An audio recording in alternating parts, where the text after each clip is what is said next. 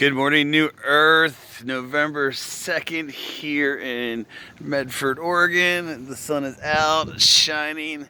I am walking to the Lions Club to get some blessings for my eyesight, some free eye exam and glasses. There are all kinds of services that are free and generous and loving out there, and please partake of them. Number one, it follows your magnetic law of attraction and your abundant flow. And number two, if you judge yourself for taking free services, then you are still in judgment. There are people that hold signs. There are people that beg, and a lot of the masters begged. A lot of it was to disguise their frequency so they weren't attacked. But the other thing was to teach humility and instill the art of compassion. Because the truth is, we're a species that is social and a collective consciousness, and we learn from each other and we're interested in each other. And when we got into divide and conquer and irrational fear, we stopped interacting interpersonally, and we needed icebreakers to engage each other. Roles, structures, reasons, rationales, a lot of it to do with the human mind, not necessarily spirit, but at the end of the day, we still want to connect. And it's not about hitting on people or flirting, but it's okay to flirt because flirting is engaging. It's okay to attract through your sensual energy because that's creation energy where art is stored.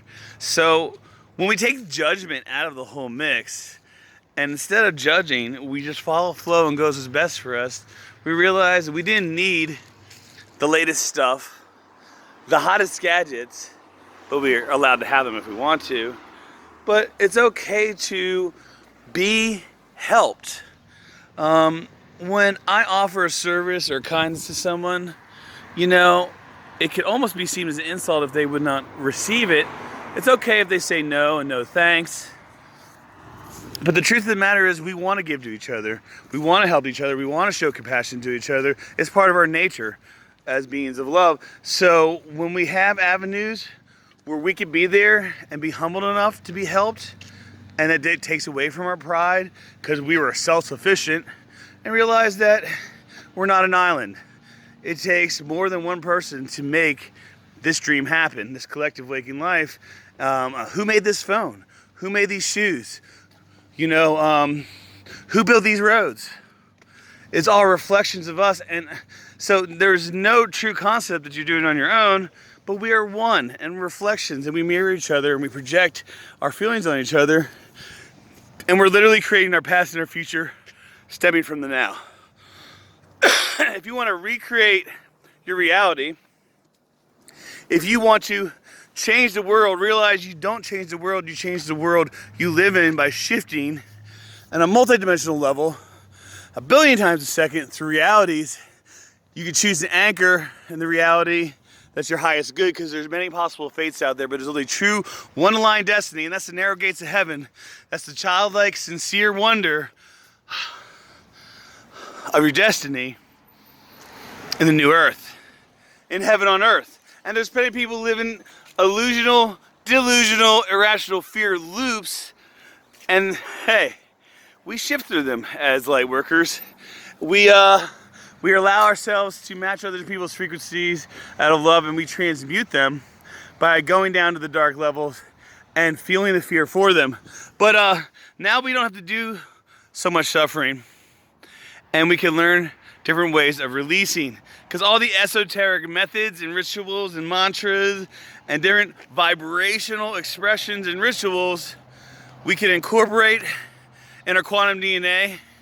We can honor our ancestors, because that's honoring yourself, because you are chosen to be in your ancestral line, because you want to take it to the next level. And yes, you'll be back.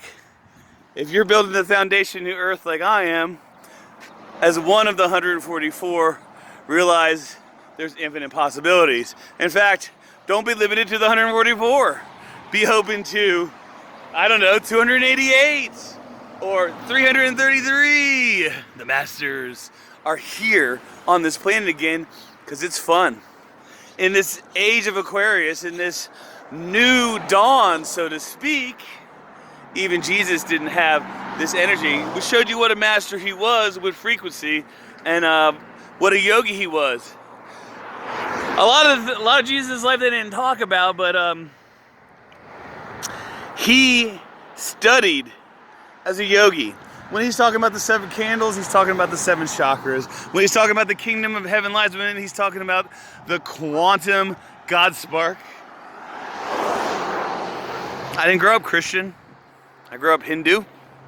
And I definitely resonated with the Wiccans and people that were part of the magic of New Earth and the Divine Feminine, honoring that. But the truth of the matter is, no matter what God aspect you choose to honor, we're merging timelines.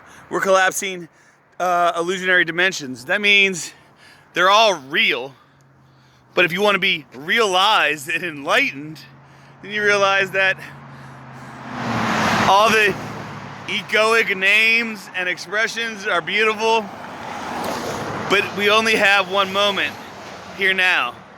And the best thing to do in that moment to magnetically attract what you want is first to ask for it,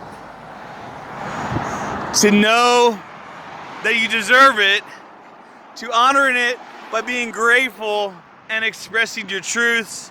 And no matter how it looks like you're tested, realize it's not really even a test, it's just a lesson and a blessing. And then you can lounge in nurture, in joy, in unconditional multiversal love, because you have the choice to do so. But we spiral with polarities. So you're gonna have to tuck and roll and go with flow and allow change to manifest with a little bit less resistance, but it's okay to resist. Because if you resist, it gives you that texture, that contrast that you may need to propel you further along into nurture with the lessons and blessings. And that's your choice of free will and the polarities of a dualistic universe that's finally start coming together into unity as you find unity within yourself by looking at your shadow aspects, looking at your divinity, dissolving your ego by accepting it, and aligning your human brain with your magnetic heart and having a connection with your body again by being good to yourself and not having to reward yourself with sex, drugs, and rock and roll because you've been so hard on yourself, but forgive yourself and treat yourself right, so that is the reward. This is Krishna Prema Das, the Catalyst. I love you. I'm honored to be here in this moment. Let's see what happens with my new glasses. Namastizzle, folks. Namastizzle.